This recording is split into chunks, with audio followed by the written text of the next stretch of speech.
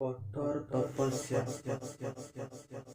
ବିଜୟନଗର ରାଜାରେ ପ୍ରତିବର୍ଷ ଠାରୁ ଏହି ବର୍ଷ ପ୍ରବଳ ଶୀତ ହେଲେ ରାଜାଙ୍କର ଦରବାରରେ ଏହି ଶୀତକୁ ନେଇ ଦିନେ ଖୁବ୍ ଚର୍ଚ୍ଚା ଚାଲିଲା।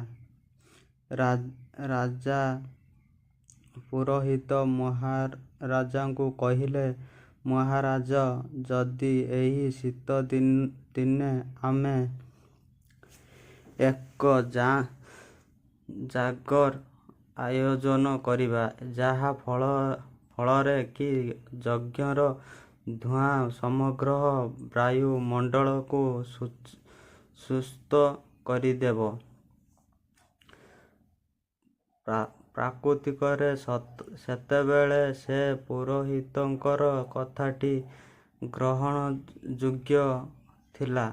ମହାରାଜାଙ୍କ ମନକୁ ମଧ୍ୟ ଏହି କଥାଟି ବେଶ୍ ପାଇଲା।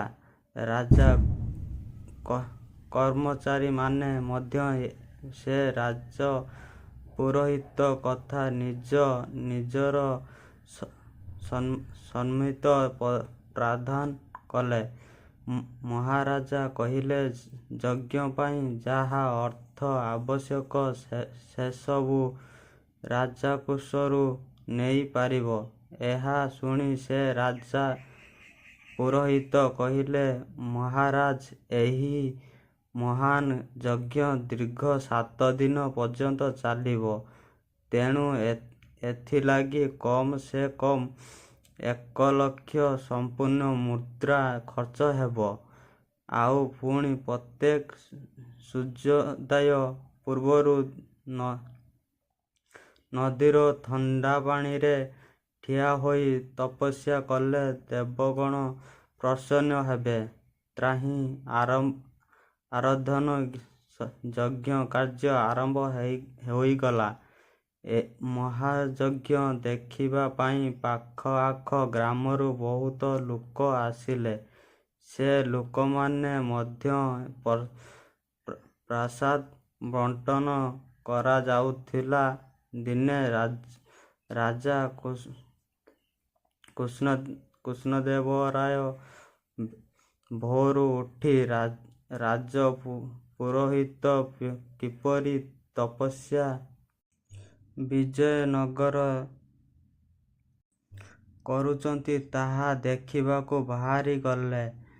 ସେତେବେଳେ ତ ରାଜାଙ୍କ ସାଙ୍ଗରେ ତେନାଲିରାମ ମଧ୍ୟ ଥିଲେ। ସେଦିନ ପୁଣି ଏତେ ଜୋର ଥଣ୍ଡା ପଡ଼ିଥାଏ ଯେ ଦେହ ଥରିବା ସାଙ୍ଗକୁ ଦାନ୍ତ ସବୁ ମଧ୍ୟ ଠକ୍ ଠକ୍ ହୋଇ ବାଜୁଥାଏ। ଏହିପରି ଶୀତରେ ପୁରୋହିତଙ୍କୁ ଥଣ୍ଡା ପାଣିରେ ପଶି ତପସ୍ୟା କରିବାର ଦେଖି ରାଜା ତେନାଲିରାମଙ୍କୁ କହିଲେ, ଆଶ୍ଚର୍ଯ୍ୟ, ଅଦ୍ଭୁତ, କେତେ କଠିନ ତପସ୍ୟା ରାଜ ପୁରୋହିତ କରୁଛନ୍ତି। ସତେ ରାଜ୍ୟବାସୀଙ୍କ ମଙ୍ଗଳ ପାଇଁ ସତରେ ଏ ବଡ଼ ଚିନ୍ତା। ରାଜାଙ୍କ ଠାରୁ ଏପରି କଥା ଶୁଣି ତେନାଲିରାମ କହିଲେ, ମହାରାଜ, ଆପଣ ଯାହା କହୁଛନ୍ତି ତାହା ତ ଠିକ୍। ଚାଲନ୍ତୁ ପାଖକୁ ଯାଇ ଦେଖିବା ତ ପୁରୋହିତ ମହାଶୟ କିପରି ତପସ୍ୟା କରୁଛନ୍ତି।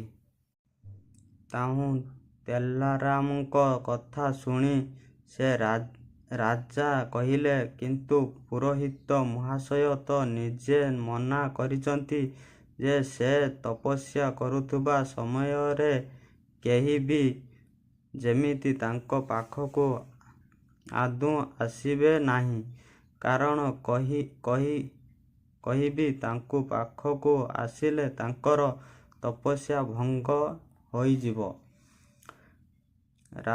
ରାଜାଙ୍କ ଠାରୁ ଏଭଳି କଥା ଶୁଣି ତେନାଲିରାମ କହିଲେ, ତା ହେଲେ ମହାରାଜ, ଏଠାରେ ଆମେ ଦୁହେଁଜଣ କିଛି ସମୟ ପର୍ଯ୍ୟନ୍ତ ସେ ପୁରୋହିତକୁ ଅପେକ୍ଷା କରିବା। ସେ ଯେମିତି ପାଣିରୁ ବାହାରିବେ ତାଙ୍କୁ ଫୁଳ ଦେଇ ଆମେ ତାଙ୍କ ସ୍ୱାଗତ କରିବା। ତେଲରାମଙ୍କର ଏହି କଥାଟି ବି କୃଷ୍ଣ ଦେବରାୟଙ୍କର ମନକୁ ବେଶ ପାଇଲା। ତାହାପରେ ରାଜା ଓ ସେ ତେଲରାମ କିଛି ଦୂରରେ ଠିଆ ହୋଇ ଅପେକ୍ଷା କଲେ। ହେଲେ ସେ ପୁରୋହିତ ମହାଶୟ ଜଣକ ଉପରକୁ ଉଠିବାର ନାଁ ଗନ୍ଧ ମୋଟେ ଦୂର ନଥାନ୍ତି। ଏହାପରେ ସେ ତେଲରାମ କହିଲେ, ମୁଁ ଏବେ ଠିକ୍ ଜାଣିପାରୁଛି, ବୋଧହୁଏ ଅତ୍ୟଧିକ ଥଣ୍ଡା ହେତୁ ପୁରୋହିତ ମହାଶୟଙ୍କ ଶରୀର ନାଠି ହୋଇଗଲାଣି। ଏଥିପାଇଁ ବୋଧହୁଏ ସେ ପାଣିରୁ ଆଦୌ ବାହାରି ପାରୁନାହାନ୍ତି। ମୁଁ ଯାଇ ତାଙ୍କ ଟିକିଏ ସହାୟତା କରିବି। କିଛି ସମୟ ପର୍ଯ୍ୟନ୍ତ ତେଲରାମ ଏହି କଥା ଚିନ୍ତା କଲେ ଏବଂ ସେ ନଦୀ ପାଖକୁ ଚାଲିବାକୁ ଆରମ୍ଭ କଲେ।